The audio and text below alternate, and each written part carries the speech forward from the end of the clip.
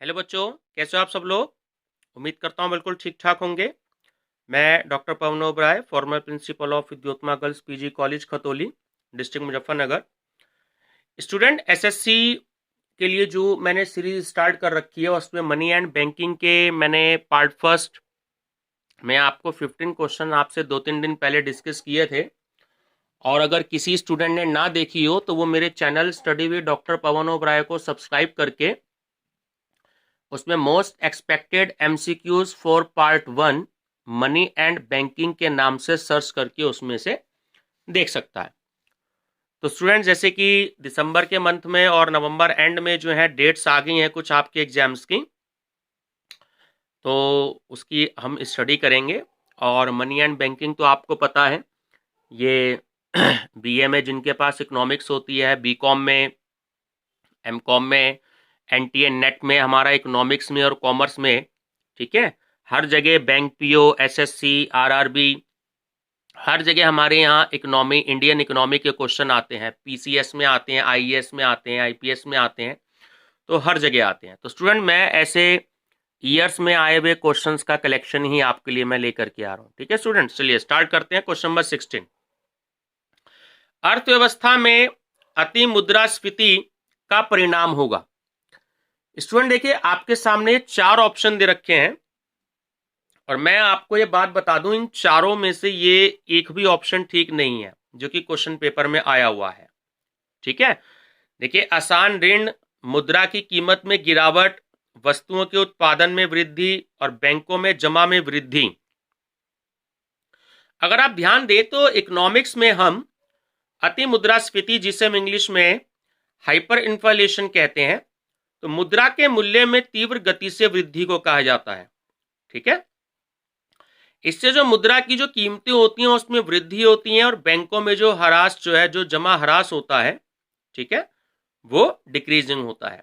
अति मुद्रास्फीति के कारण वस्तुओं के मूल्यों में तेजी से वृद्धि होने लगती है। ठीक है, ध्यान रखेंगे। क्वेश्चन नंबर 17, अल्पकालिक सरकारी प्रतिभूति पत्र को क्या कहा जाता है।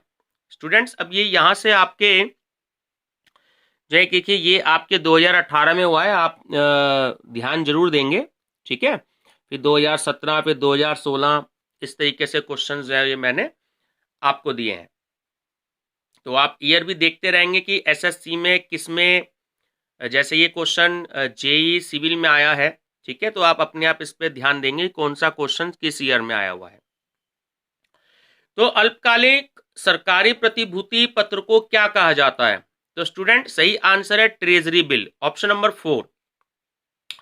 देखो, एक ऐसे ऋण पत्र या बंधक पत्र और ऋण प्रतिभूतियां, प्रतिभूतियों को इंग्लिश में हम सिक्योरिटी बोलते हैं, जिन्हें अल्पकाल, और अल्पकाल का जो टाइम होता है यानी कि जो शॉर्ट टर्म जो टाइम होता है, देखिए 3 टाइम होते हैं, शॉर्ट टर्म, मिडिल टर्म और लॉन्ग टर्म।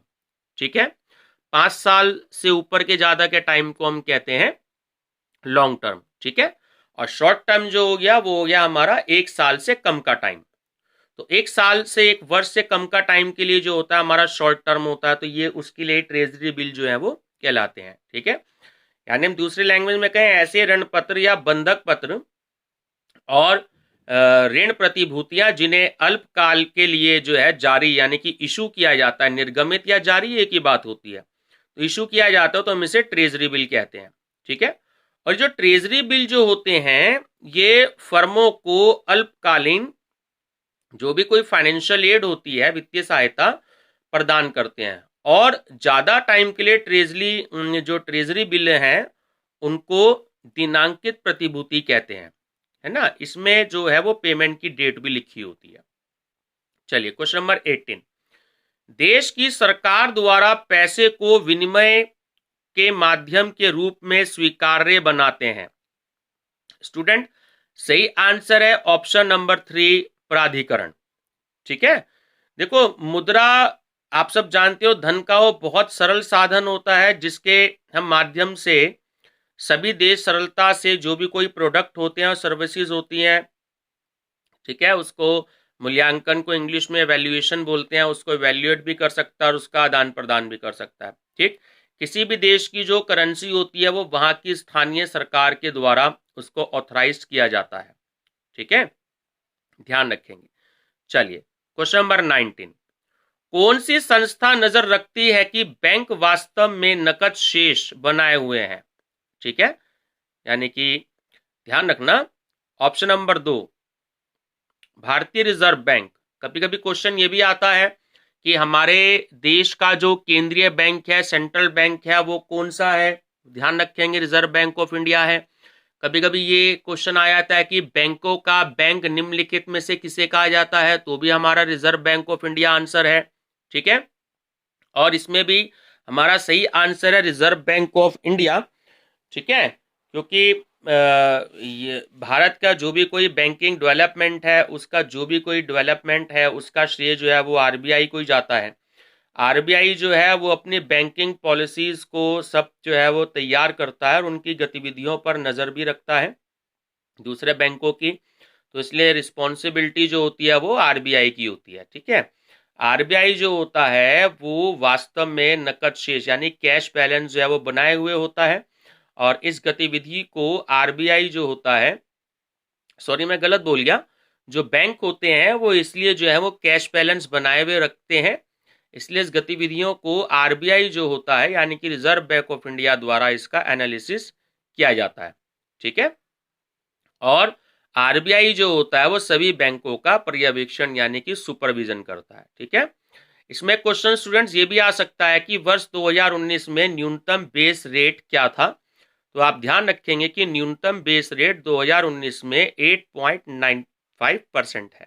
ठीक है, चलिए क्वेश्चन नंबर 20, निम्नलिखित में से कौन सा भारत में मौद्रिक नीति का घटक नहीं है?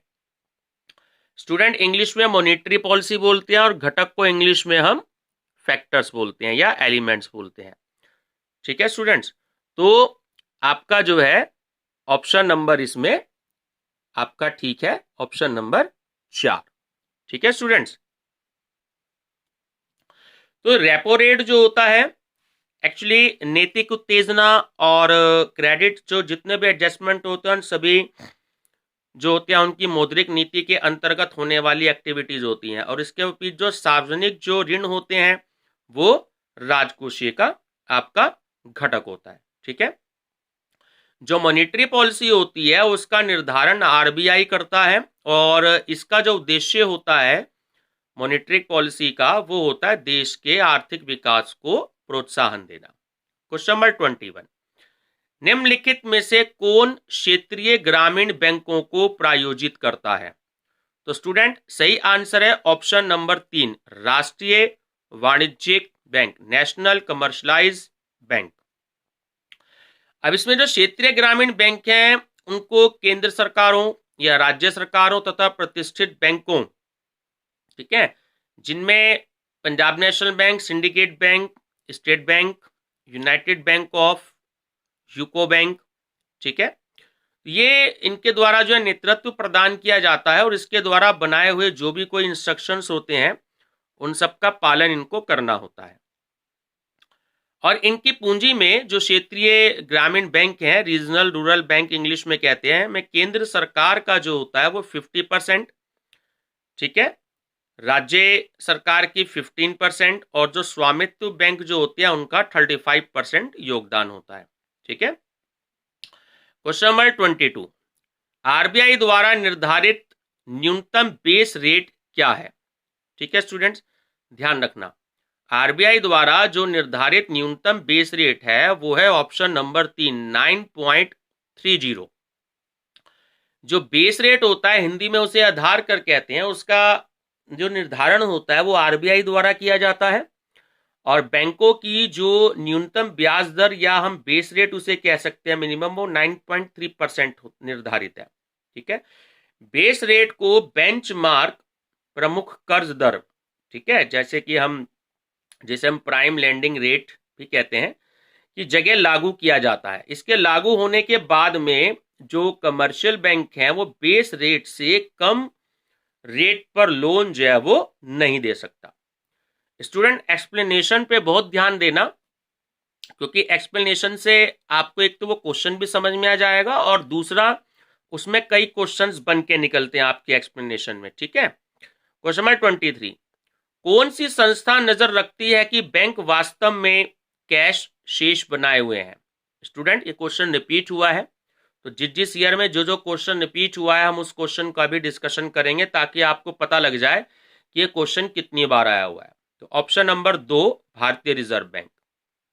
क्वेश्चन नंबर 24, कि बैंकिंग निम्नलिखित में से किस क्षेत्र के अंतर्गत आती है? तो स्टूडेंट ध्यान रखना, सही आंसर है ऑप्शन नंबर 3, तृतीय क्षेत्र, ठीक है। टेरिटरी सेक्टर के अंतर्गत मुख्य रूप से सेवा क्षेत्र को रखा जाता है, और ये जो बैंकिंग, बीमा, परिवहन, पर्यटन, शिक्षा और स्वास्थ्य को रखा जाता है। क्वेश्चन नंबर 25, कि निम्नलिखित में से कौन कृषि ऋण के क्षेत्र में भारत में सर्वोच्च संस्था है? स्टूडेंट बहुत इंपॉर्टेंट है, कई कंपटीशन में आया हुआ है, तो ध्यान रखना, नाबार्ड है कृषि ऋण के क्षेत्र में भारत में सर्वोच्च संस्था, जिसका पूरा नाम है राष्ट्रीय कृषि और ग्रामीण विकास बैंक, ठीक है। और ये क्वेश्चन मैं पहले भी कई बार बता चुका हूं कि नाबार्ड की जो स्थापना हुई है वो वर्ष 1982 में हुई है। ये भी क्वेश्चन आया हुआ है कई बार कि नाबार्ड की स्थापना जो वो किस पंचवर्षीय योजना के अंतर्गत की गई थी, तो आंसर आएगा छठी पंचवर्षीय योजना। ये भी क्वेश्चन आता है कि नाबार्ड की स्थापना किसकी समिति के सिफारिश पर की गई थी, तो वहां पर आंसर आएगा आपका शिवारमन समिति। और यह भी क्वेश्चन आ चुका है कि नाबार्ड का जो मुख्यालय कहाँ है, हेड ऑफिस कहाँ है, तो नाबार्ड का हेड ऑफिस जो है वो मुंबई में है, ठीक है, ध्यान रखेंगे। एक्सप्लेनेशन से कई सारे क्वेश्चंस बनते हैं। क्वेश्चन नंबर 26, भारत में तीसरी ऋण मूल्यांकन संस्था, जिसे हम इंग्लिश में कहते हैं रेटिंग एजेंसी, CARI का असंक्षिप्त रूप क्या है? तो स्टूडेंट ऑप्शन नंबर 4 है बिल्कुल करेक्ट, ठीक है। CARI का पूरा नाम है क्रेडिट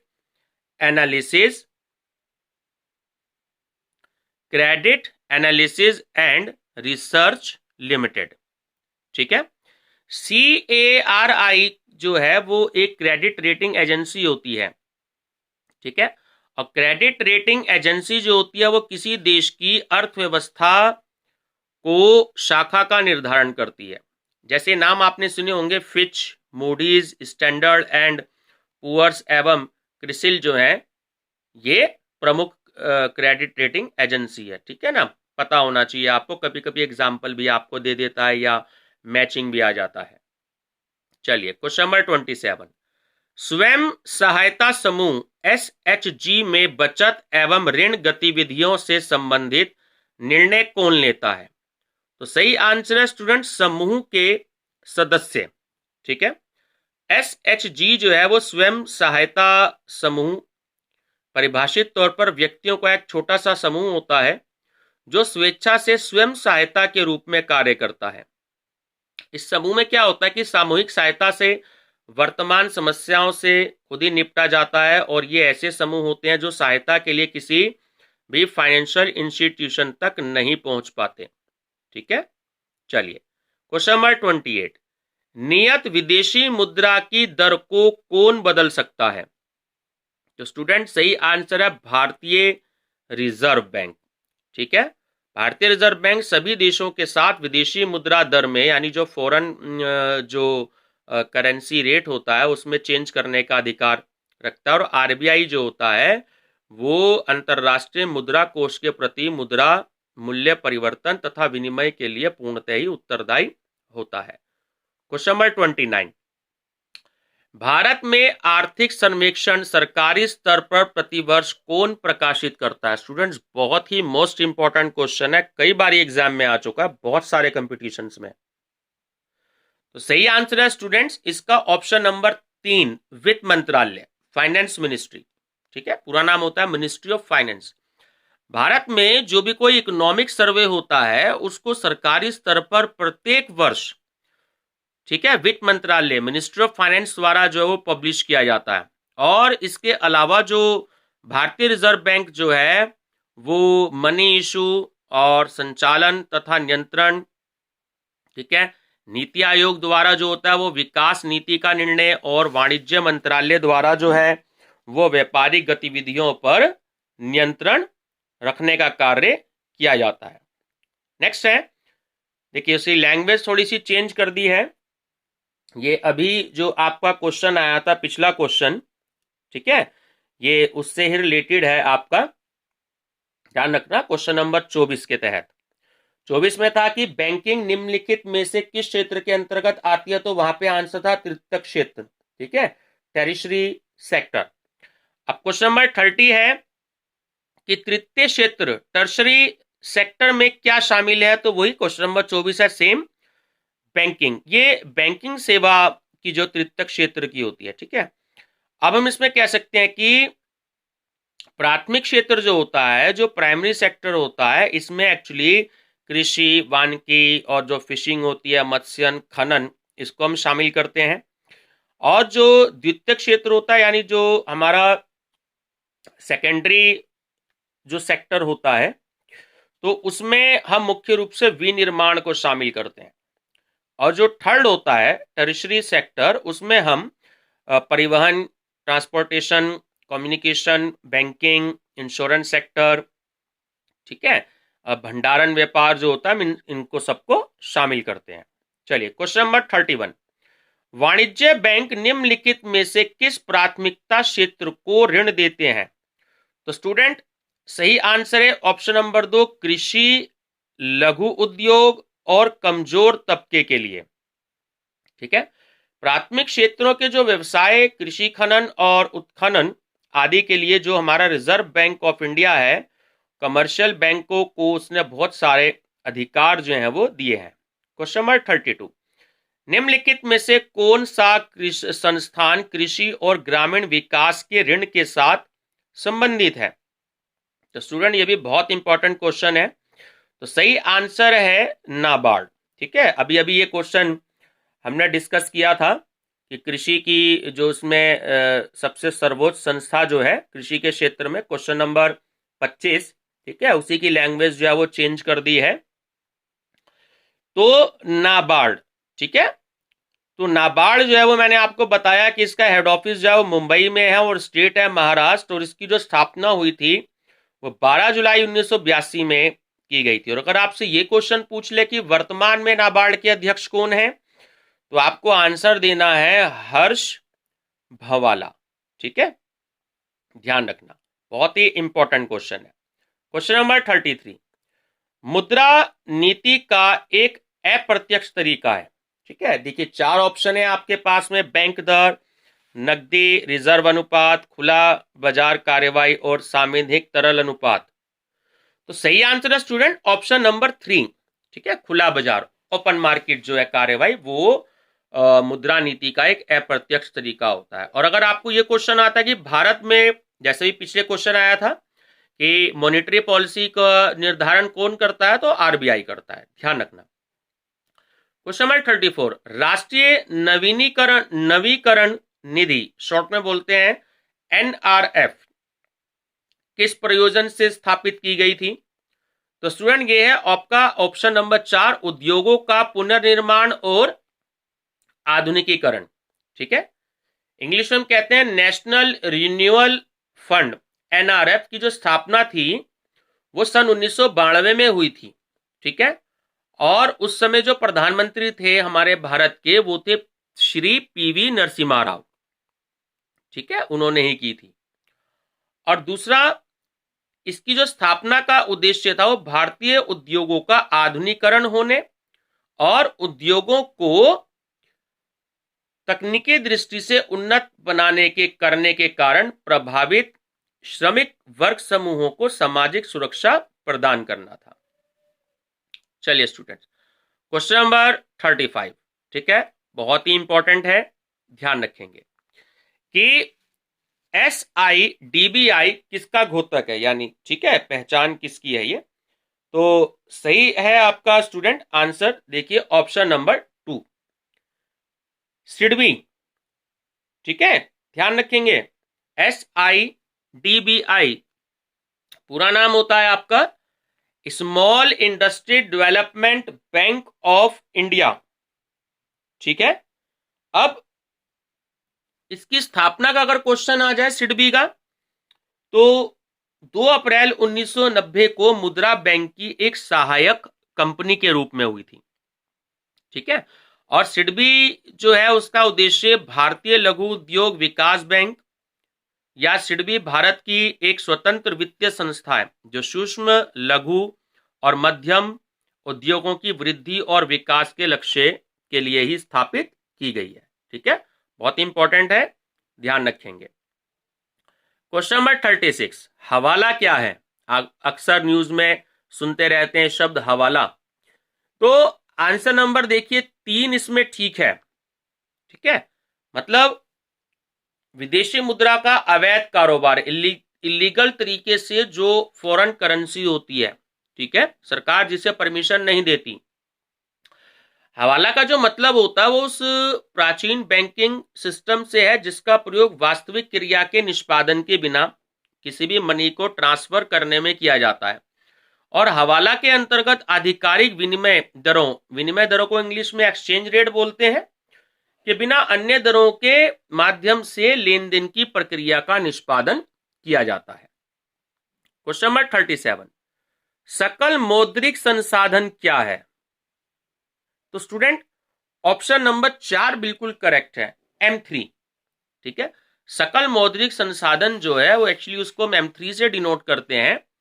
तो वहां उपलब्ध साधन होते हैं जो संपूर्ण प्रचलन में मुद्रा की परिणात्मकता का निर्धारण करते हैं। चलिए क्वेश्चन नंबर 38, अंतिम उपाय का ऋणदाता कौन है? स्टूडेंट बहुत कंपटीशन में क्वेश्चन आया है। अंतिम उपाय का जो ऋणदाता है, जैसे हम बार बार भारतीय रिजर्व बैंक पढ़ते आ रहे हैं, तो ध्यान रखना आंसर है भारतीय रिजर्व बैंक। अब मतलब क्या, जरा ये समझ लीजिए, भारतीय रिजर्व बैंक को मैंने आपको भी थोड़ी देर पहले भी बताया था कि बैंकों का बैंक भी कहते हैं। अब क्योंकि अब सभी बैंक जो है वो आर्थिक मंदी के कारण जो है वो वित्तीय संकट का सामना करते हैं, तो भारतीय रिजर्व बैंक की उन्हें जो है फाइनेंशियल सपोर्ट करता है। ठीक है, और या उन्हें लोन देता है। तो भारतीय अर्थव्यवस्था में भारतीय रिजर्व बैंक को ही हम अंतिम ऋणदाता के रूप में जानते हैं। ठीक है, और इसके अलावा भारतीय स्टेट बैंक जो देश का सबसे बड़ा कमर्शलाइज बैंक है, अगर आपको ये वाला क्वेश्चन आता है कि हमारे देश का या भारत का सबसे बड़ा जो कमर्शलाइज बैंक है वो कौन है, तो आपको ध्यान रखना है वहां स्टेट बैंक ऑफ इंडिया है। ठीक है, तो औद्योगिक विकास बैंक भारतीय औद्योगिक विकास क्षेत्र की सबसे बड़ी इकाई है, और नाबार्ड जो होता है वो कृषि विकास के लिए वित्तीय संस्था प्रदान करता है। ठीक है ना, ये भी देखिए क्वेश्चन में आपको बता चुका हूं। क्वेश्चन नंबर 39, 500 और 1000 के 2005 से पहले के जो करेंसी नोट बदलने की भारतीय रिजर्व बैंक की अंतिम समय सीमा क्या है? तो स्टूडेंट सही आंसर है, पुराना क्वेश्चन है आया हुआ, ऑप्शन नंबर 4, 31 मार्च 2015। भारतीय रिजर्व बैंक ने 500 और 1000 रुपए की करेंसी वाले नोटों को बदलने से जो संबंधित फैसला लिया था उसको 31 मार्च 2015 तक निर्धारित किया था। तो जिसमें इससे पहले के जो नोट इशू किए गए थे उसके चलन को बंद करने का ऐतिहासिक निर्णय लिया गया था। ठीक है, और नवंबर 2016 को भारतीय रिजर्व बैंक की परामर्शदाता में भारत सरकार ने, हम सब जानते हैं, तत्कालीन प्रधानमंत्री श्री नरेंद्र मोदी जी ने रेडियो पर प्रसारित कार्यक्रम में मन की बात में 1000 रुपये और 500 रुपये के सभी जारी नोटों को विमुद्रीकरण के उद्देश्य से समाप्त करने की घोषणा की थी। ठीक है ना, आपको याद होगा।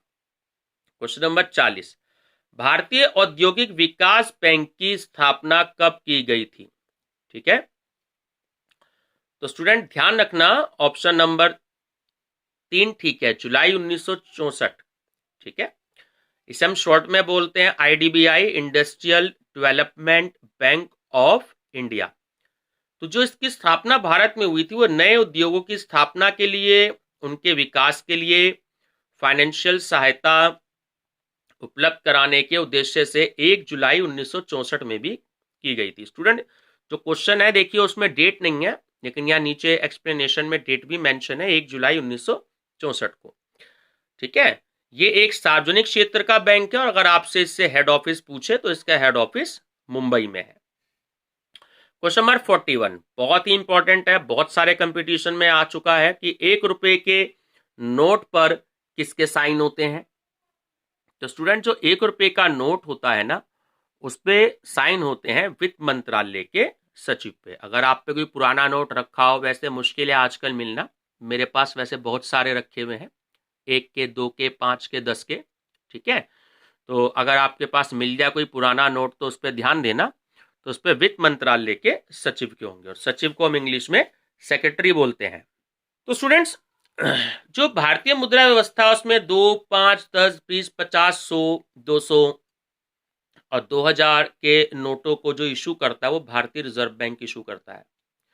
तो केवल 1 रुपए के नोट को जो इशू करता है वो कौन, भारत सरकार इशू करती है। और इस पर जो मिनिस्ट्री ऑफ फाइनेंस है उसके सेक्रेटरी के सिग्नेचर होते हैं, ठीक है।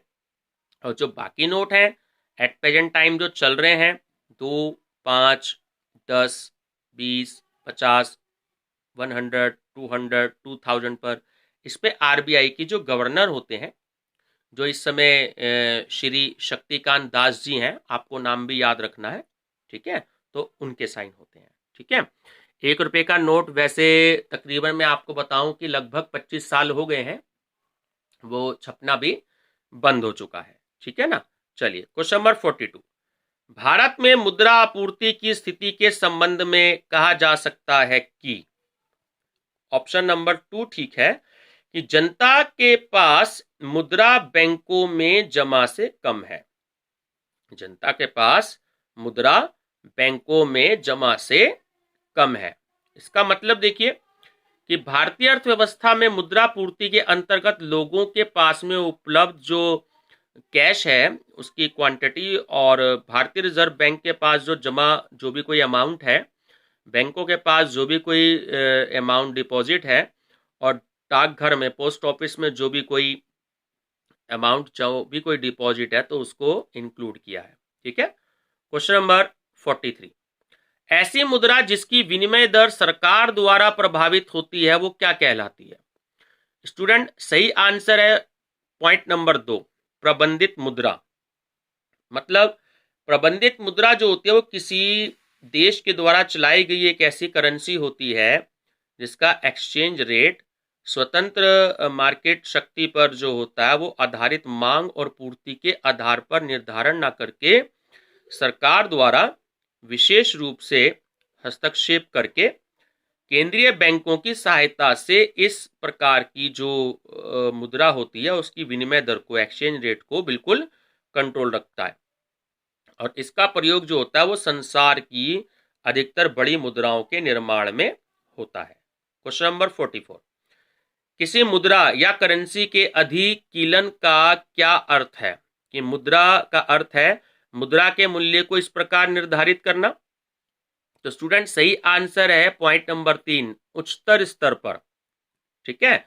मतलब क्या है कि मुद्रा विनिमय की जो दर है उसको जब दूसरी मुद्रा से सुमेलित किया जाता है या मुद्रा की जो माप स्वर्ण रजत यानी कि गोल्ड हो गया, सिल्वर हो गया, रजत यानी कि सिल्वर चांदी जैसी वस्तु के आधार पर निर्धारित करना जो होता है वो करेंसी पेंगिंग कहलाता है, ठीक है। इसका जो उपयोग है वो किसी जो विशेष तरीके की जो करेंसी होती है उसके मूल्य को अन्य किसी भी दूसरी बहुमूल्य वस्तु के मापन की मात्रा को स्थिरता बनाए रखने के लिए किया जाता है, ठीक है। और जो अधिकालीन शब्द आया इस क्वेश्चन में पूछा गया है, तो किसी मुद्रा के अधिकालीन से मतलब मुद्रा के मूल्य को स्थिर स्तर पर निर्धारित करना है। चलिए स्टूडेंट लास्ट क्वेश्चन है आज की इस वीडियो का कि कौन सा शब्द बैंकिंग से संबंधित नहीं है। तो स्टूडेंट बैंकिंग से जो संबंधित शब्द नहीं है उस वो है आपका ऑप्शन नंबर 1 CRR, ठीक है। तो CRR जो होता है यानी कि कैश रिजर्व रेशियो, SLR, ठीक है, स्टैच्यूरी लिक्विड रेशियो, ठीक है। और जो सावधिक जमा है वो बैंक से संबंधित है, ठीक है। और ये जो है आपका एक ऑप्शन दे रखा है 2 नंबर पे कि इन ई आर, सॉरी NEER, ठीक है। तो नॉमिनल इफेक्टिव एक्सचेंज रेट पूरा नाम होता है, ये बैंकिंग से संबंधित नहीं है, ठीक है। ये विदेशी मुद्रा से संबंधित जो है वो एक विनिमय दर है, ध्यान रखेंगे। नॉमिनल इफेक्टिव एक्सचेंज रेट ये जो है आपका बैंकिंग से संबंधित नहीं है, ये एक विदेशी मुद्रा जो फॉरेन करेंसी है उससे रिलेटेड एक्सचेंज रेट है, ठीक है स्टूडेंट्स। चलिए स्टूडेंट्स, अगर आपको वीडियो पसंद आई हो तो लाइक शेयर और सब्सक्राइब जरूर करिएगा। और मेरी पिछली वीडियो जो है इसका पार्ट फर्स्ट है study with doctor Pavan Oberoi, जिन्होंने सब्सक्राइब नहीं किया है तो लाइक शेयर और सब्सक्राइब जरूर करें। और मैं आपको स्टूडेंट्स ऐसे ही इसमें मैंने बहुत सारे क्वेश्चंस जो हैं वो विद एक्सप्लेनेशन तैयार किए हैं, बल्कि मैं पूरी इसमें इंडियन इकोनॉमी आपको सॉल्व करवाऊंगा। कई सारे चैप्टर्स मैंने और तैयार कर लिए हैं, तो मैं आपको जो है थोड़े थोड़े क्वेश्चन जो है वो मैं आपको विद एक्सप्लेनेशन जो है इसमें मैं आपको समझाता रहूँगा। और स्टूडेंट बहुत जल्दी जो है मैं NTA नेट में कॉमर्स और इकोनॉमिक्स के क्वेश्चंस भी लेकर के आ रहा हूँ आपके लिए। काफ़ी सारे क्वेश्चंस मैंने तैयार कर लिए हैं जो PCS में या IAS प्री में आए हुए भी क्वेश्चन है और NTA नेट में भी आए हुए क्वेश्चन है कॉमर्स और इकोनॉमिक्स में। तो चलिए स्टूडेंट्स, वीडियो पसंद आई हो तो लाइक शेयर सब्सक्राइब जरूर करिएगा। कोई भी सजेशन हो तो आप कमेंट बॉक्स में मेरे दे सकते हैं। Thank you students.